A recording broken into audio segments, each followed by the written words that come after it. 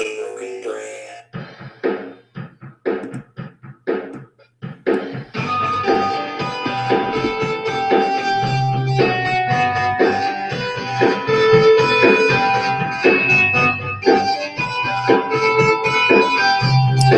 I think we're recording.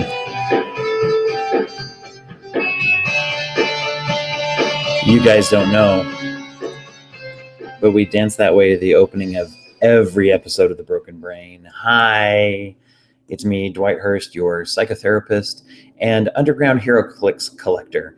I'm here for a short podcast mini today.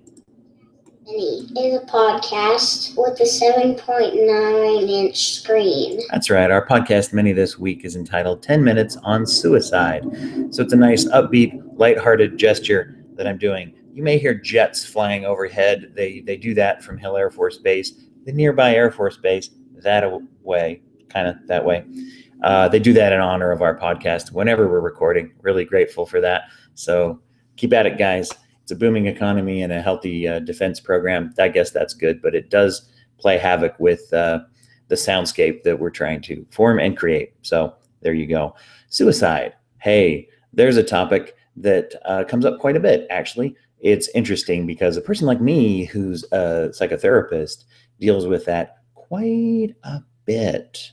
We talk to lots of people in therapy, those of us who do this, and many of them report having feelings or thoughts of suicide or of ending their life. So that's something that people don't talk about much outside of therapy, but I find that it is not all that uncommon. And what I mean by that is that most of us have had periods of hopelessness throughout our lives, and many of us have had periods of depression of one kind or another, or one depth or another. And so suicidal thoughts are not all that unusual in this world.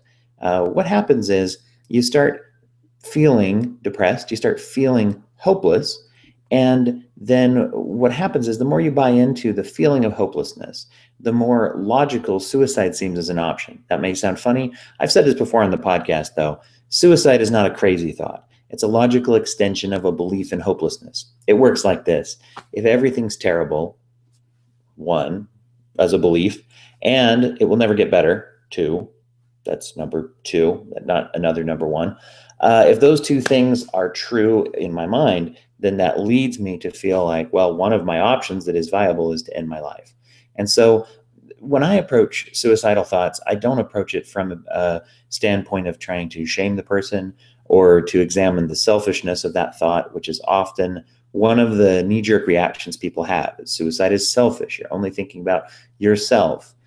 Someone who is truly suicidal, I've met a few people who that was kind of meaningful to them, but let me put it this way. If somebody's not going to kill themselves because they feel guilty about hurting other people, they're already thinking that. If that's a meaningful thing that's going to keep them from killing themselves, they probably don't need you to reiterate to them the selfishness of their feelings.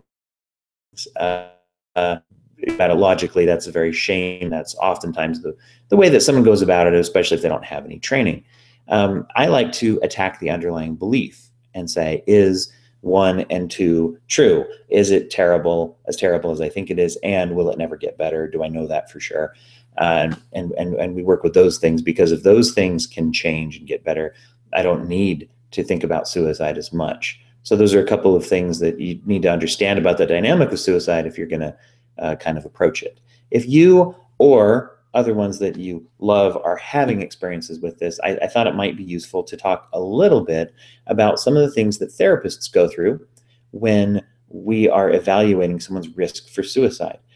First of all, there is a myth out there that says that people who will eventually commit suicide will never talk about it. And that's a convenient myth to believe. The reason that people want to believe that is because then if somebody tells me they're going to kill themselves, then I don't have to do anything about it, because I know they're just looking for attention and it's all a bunch of baloney. That might be a bit of an overstatement, but I think that's the attractiveness of that particular myth, because then I can believe that a person who says they're going to kill themselves isn't going to. I'm not going to say that I'm not going to say that that never happens. There are people who use suicide as an attempt to get attention. However, once again, shame-based approaches where you say shame on you for trying to get attention that way, that usually doesn't extinguish that behavior. That usually will reinforce it and keep it going. So if someone is looking for attention in a dramatic way like that, that's a whole different problem. You might want to listen to the podcast that's coming out next week on borderline personality disorder to understand a little bit more about that dynamic. So, watch your iTunes feed or check out the website for that. Little plug there. So if someone talks about suicide, it doesn't mean they're safe from suicide. They're not necessarily just looking for attention. In fact, most people who commit suicide and actually complete a suicide, they have talked to several people about it before they will do it. So when someone is talking about it, know that it doesn't mean they're just looking for attention. The other thing that's a myth is that talking about suicide will put it in someone's mind. That's not true. People can think of suicide without your help. People who, and those of you that have experienced suicidal ideation in your life know that this is true. In fact, if a loved one comes to you and talks about the fact that they're suicidal, that's actually a good sign. If they're willing to talk about it and they're willing to share with you, that usually means they are somewhat at a lower risk because they want to talk about it. Wanting to talk about it is oftentimes a way that people will reach out. One of the things that also can be scary is if someone comes to you and says, I'm feeling suicidal. Well, that's scary all in and of itself, especially if it's someone who you love and care about. But number one, it's a good sign. And number two, it means they trust you. One of the things that is easy for a loved one to fall into as a trap is the feeling that I now have to fix this problem. By the end of this conversation, I need to make sure that this person is no longer suicidal. Well, let me take a little bit off your shoulders there. Chances are, if they come to you to talk about this, then they have been feeling this way for some time. You're not going to fix it in just one moment. One of the things that can be very difficult in communicating with between a person who has never been suicidal and a person who has been and maybe is frequently suicidal is that you have a different level of exposure to this feeling. Someone who is struggling with depression and has been suicidal for a time, they may be used to on a let's say a 0 to 10 of strength level, may deal with a 5+ quite frequently. Someone who's never been suicidal, of course, is at, well, I mean, technically would be a 0. Maybe they understand a little of that feeling and they've been at a 1 or so, but that's a whole different ballgame. So this person over here presents this way, this person receives it as, oh, we're in a huge crisis. This person over here says, dude, I'm in here every day. It's not as big a deal as you're making it. Stop freaking out on me. And you can have a problem of communication. So what it takes is the person who is not the suicidal person needs to think about it as, okay, let me ask questions and allow you to be the expert of your own suicidality and explain it to me. Person who has suicidal ideation and feelings and perhaps even has had some of those actions and is at risk, it helps if they're looking for help. Really what you need to do if you're in those shoes is you need to understand that dynamic, that they are coming at this as this is a huge crisis. And you might need to educate them about, no, here's where it's a huge crisis, if you're educated in that yourself. So that's some of the difficulties of having that discussion with people. And so if you can look at it as, let each person be the expert of their own emotions, their own reaction, their own communications about this. That's one of the first steps, because talking about it, as I said before, really does reduce risk. Because if I can tell you and you can listen to me and allow me to be the expert of my own feelings, boy, that's a great thing that you've done for me, and now I'm more likely to talk with you again. You want to treat every suicidal thought very seriously, of course. You do want to try to respect the person over here who is sharing with you and say, hey, where are you at? And are you feeling like there's a risk? One of the things we do as professionals is we start to evaluate by asking questions about, have you thought about taking these thoughts and feelings and turning them into actions? And one of the things that we are looking for is specificity. Do you have a specific plan in mind? That's the traditional question many of you may be familiar with, is do you have a plan? There's a lot that goes into that. I'm not trying to take these few minutes here and make you a professional at dealing with suicide, but one of the things you can do is kind of ask the person, have you thought about actually doing it, and what have you thought of? One of the things someone like me will do is we will look at what we call the lethality, or the danger level of what they have thought of. If it's just someone who says, I don't know, I think of taking pills, I don't know what kind of pills, whatever. That's a very different situation than someone who says, I've been researching on the internet the effects of medications, and I know that I have this cache of pills that I could use when and if it becomes too much. It's very specific. It sounds pretty lethal. It sounds like they know what they're talking about.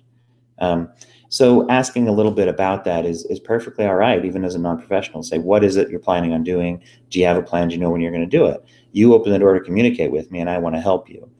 It's perfectly okay for this person, the non-suicidal person, to be honest about their agenda and say, look, my interest is in preventing this. I don't want you to kill yourself. And I think that's just honest. And if I'm going to share with you that I'm suicidal and you don't tell me that, I may interpret that to go one way or the other. So those are a couple of things that you can keep in mind. Definitely, when someone that you know and love is suicidal, you want to reach out for help. If the person is willing and they're actively suicidal and they're willing, you can drive to any hospital and go into the emergency room and say, hi, we have a suicidal feeling here, help me. And they can sit down and talk with you and do a risk assessment. If the person is not willing, any citizen has the right to contact. If it's a high-risk situation, you do have the right, and in some cases the responsibility, to even contact authorities. That's not the greatest relationship building moment if we have to do that to our loved ones, but you can always call the police and ask them to do what's called a welfare check, where you give them someone's address and tell them why you're worried about them, and they can go and do that. You can do that for various reasons. One thing you can encourage them to do is to call the National Suicide Prevention Lifeline. That number is 1-800-273-8255. I'm going to post that as a link on the website as well, so that you can link to that if you do have questions. You can also call that if you're a concerned family member, if you're worried about somebody who is suicidal. We'll be covering this on the podcast periodically, but it's been a while since we talked about it, and I like to put out some information about this important topic every so often. Thanks for watching and listening. Check out the YouTube channel for updates of what we're doing on the Broken Brain podcast. Broken and brain are one word. Obviously, you found this video, so maybe you've already found the channel. You can go to dwighthurst.com/podcast for our most current podcast episodes, and links will be there while it's the most current. You can click over to our podcast archives to hear any of our other previous episodes. Yeah, thanks very much. I appreciate you. Thanks for being here.